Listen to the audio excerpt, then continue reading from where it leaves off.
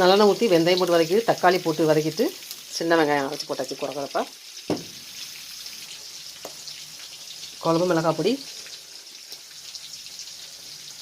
தனி மிளகாத்தூள்,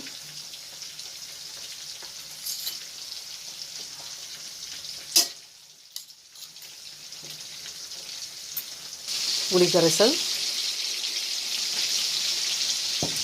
தேங்காய்,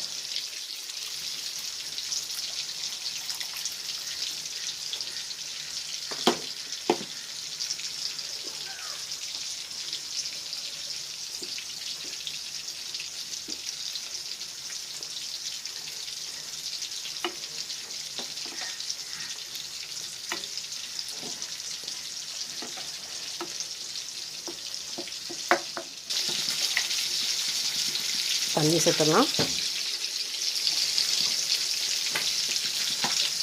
பச்சை மிளகாய்,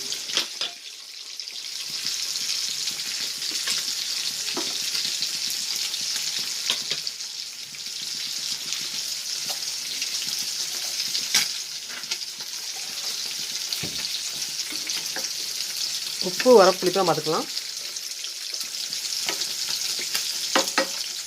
உப்பு ஃபஸ்ட்டு தக்காளி வெட்டி போடும்போதே போட்டாச்சு, அதனால் உப்பு வந்து கரெக்டாக தான் இருக்குது. மீன் குழம்பு கொதிக்கட்டும். இந்த கிரேவி கொதிச்சுன்னா மீனை தீக்குள்ளே போட்டுடலாம். ரோமியோ மீன் சொல்லுவாங்க, குரோமியோவான்னு சொல்லுவாங்க. 2 பேரில் ஏதோ ஒரு பேர். அதுதான் நீ குழம்பு வச்சிக்கிட்டு இருக்கேன். 1.25 கிலோ மீன்.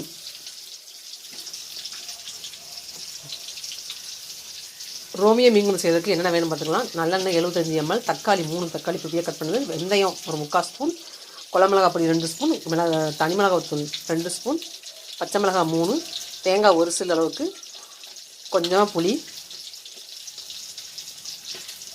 கரைசல்,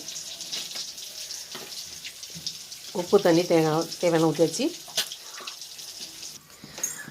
ராஜித் ஹோம் குக் என்னோடய சேனல் தொடர்ந்து பாருங்கள். இந்த மீன் குழம்பு கொதிக்கும் போது அப்படி ஒரு வாசனை, அந்த வெங்காயம் அந்த பச்சை மிளகாவோட வாசனை வரும் பாருங்க. அப்போ என்ன ஒரு மனம் தெரியுமா, அதுதான் அந்த மீன் குழம்போட டேஸ்ட்டே. கிரேவி கொதிச்சு மீனை போட்டுடலாம்.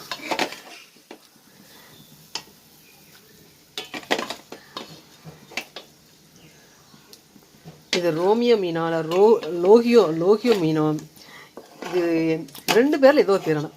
இந்த மாதிரி மீன் வந்து ரொம்ப டேஸ்ட்டுன்னு சொல்ல முடியாது. நம்ம வந்து குழம்பு வைக்கிற பொறுத்தா இருக்குது. அந்த குழம்பு சாறு டேஸ்ட் இருக்கும். நம்ம எல்லாம் கூட்டிக்கிறோம் பார்த்தீங்களா, அந்த சாறு இருக்கும். ஆனால் அந்த மீன் வந்து டேஸ்ட் இருக்காது.